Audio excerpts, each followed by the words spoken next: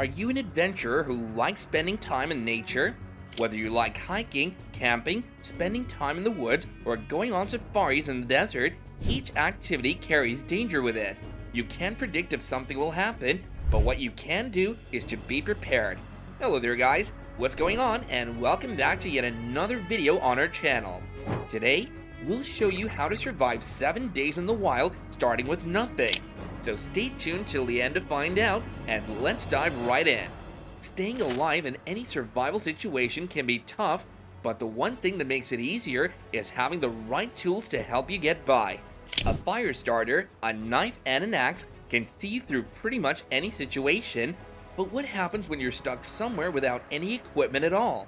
The answer would depend massively on where you are, as surviving in the Arctic would have very different priorities than surviving in the jungle. For the following scenarios, we'll assume there's no equipment to scavenge, such as pieces of metal that could be prized off a boat or plane crash, and the survivor was simply dumped in the middle of a location. Priorities when stranded in the middle of the forest. Number 1, look for water. One of the main necessities for survival is water. Without it, you won't stand a chance. Did you know that you can only live 3 days without any water? That's how important water is. Here are a few tactics for collecting water that you can apply. Collect dew with your dirt. Use your shirt to collect dew by pressing it onto the ground. Then wring the shirt and drink the dew directly or pour it into the water bottle. Drag a piece of cloth through the woods. Tie it to your leg and keep walking through the woods. The dew from the plants will be absorbed by the cloth. Let the ants guide you. When you come across a train of ants going up the tree, there's probably a water source over there. Look for a crotch in the tree where they're going in and put in a piece of clothing in there to collect water. You can also look into the holes of decaying or dead trees. Go parallel to the mountain. When there's a mountain, there's usually a stream there somewhere. Just walk parallel to the mountain and you'll come across a source of water. Dig in the dry stream or riverbed. The water should be below the surface. The best place to dig is on the outside edge. Look under the rocks. Rocks slow down the evaporation process, so there might be some dew left under them. Just before dawn is the perfect time to turn over every rock you find and collect moisture with a cloth. Eat cactus fruit. If you find yourself in the desert, look for prickly pear cactus pads or barrel cactus fruit. They're safe to eat and contain lots of water that your body will desperately need. Number 2, make a shelter. A survival shelter will keep you warm, safe, and dry. If you find yourself in the wild, one of the first things you must do is to set up a shelter.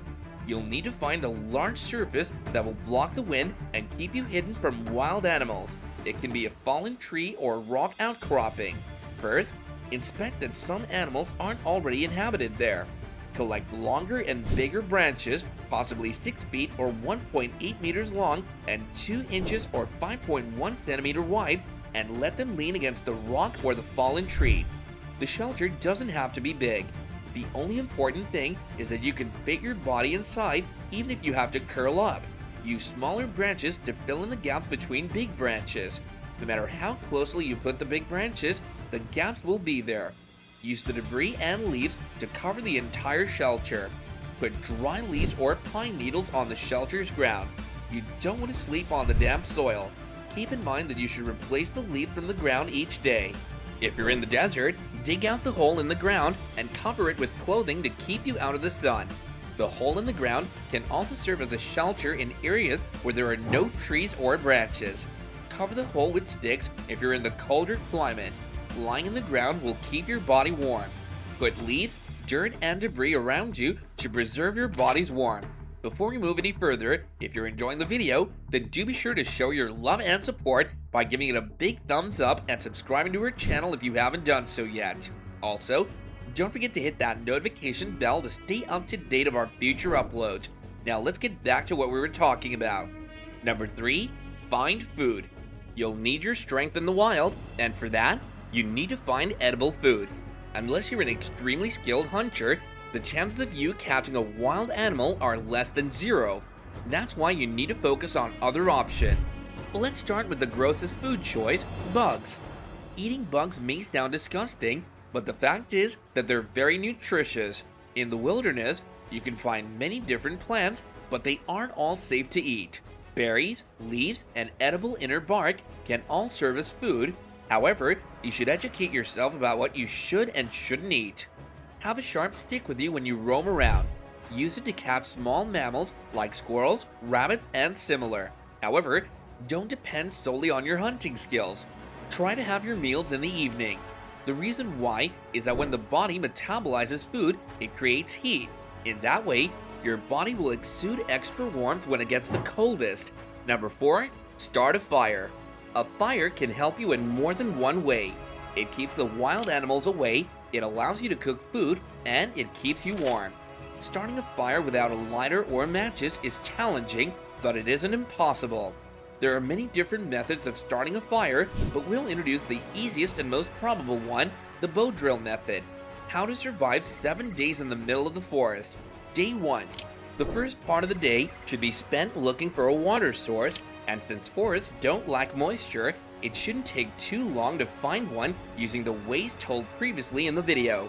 As much time as possible should be spent looking for a decent source, gathering and taking note of any wild food locations along the way.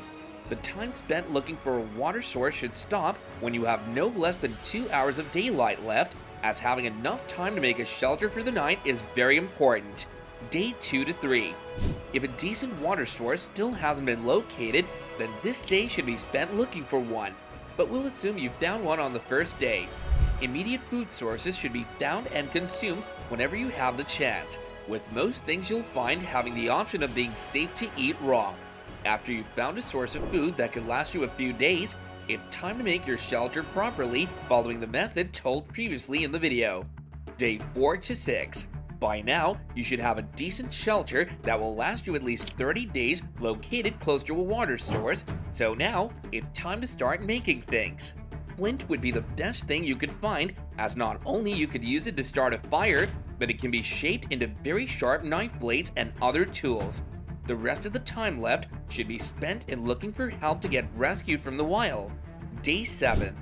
Get rescued, spend a little time while at the hospital before getting discharged, have a shower, then buy several rotisserie chickens from the local supermarkets before eating them with your bare hands like a Viking, or that's what we do anyway.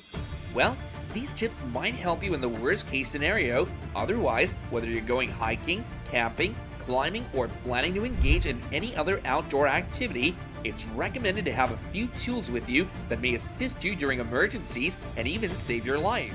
And that about wraps up another great video which we know you guys enjoyed. And if you did, don't forget to smash that like button and subscribe to our channel with the notifications turned on so you can stay up to date with our latest videos going forward.